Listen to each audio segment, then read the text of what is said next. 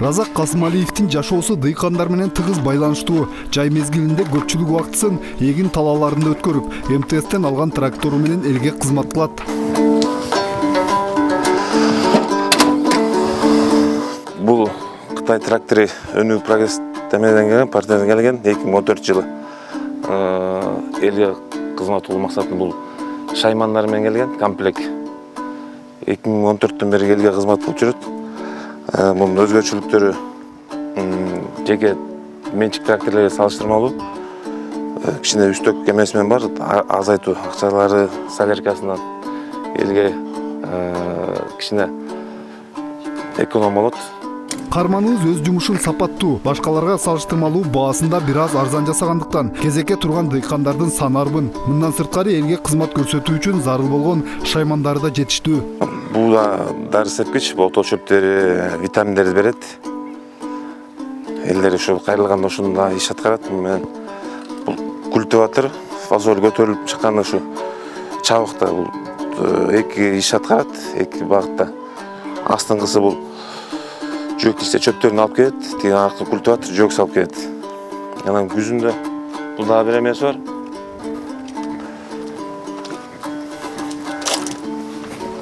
Бул комбайн. Комбайн фасоль чабат.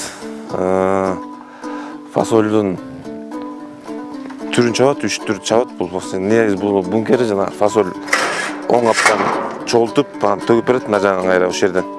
Разак Касымалиевдин үй бүлөлүк кирешесинин негизги булагы ушул трактор. Ак эмгек, бешене тер менен тапкан акчасы турмуш тиричиликке кеңири жетет. Андыктан ар күнү элдин кызматын аркалагандан чарчабайт.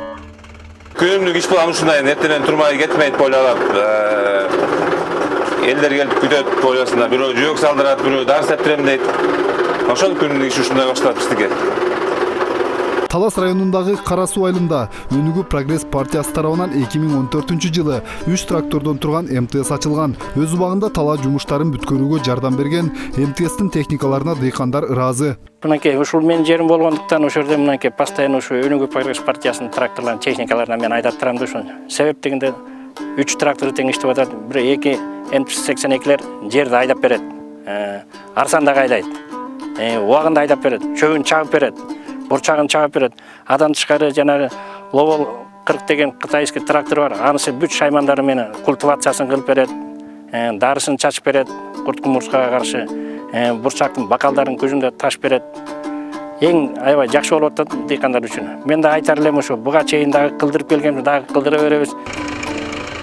Өнүгүү прогресс партиясы тарабынан ачылган МТСтин дагы бир тракторун Замирбек Борбашев иштетет. Анын айтымында тракторлор элдин кызматын кылуу менен гана чектелбей, бир трактор бир үй бүлөнү багат. Жаңы трактор деген жаңы трактор экен, буюрса жакшы эле. Эш жерин чукуйлап карап айдасаң эле жакшы болот экен техника. Биз өзүбүзгө дагы мынакей тамдарыбызды бузуп, там салып, бала чаканы окутуп дегенде ушу трактордун арты менен жакшы эмелерге жетип атырык. Буюрса рахмат Бакыт Төрөбаевга.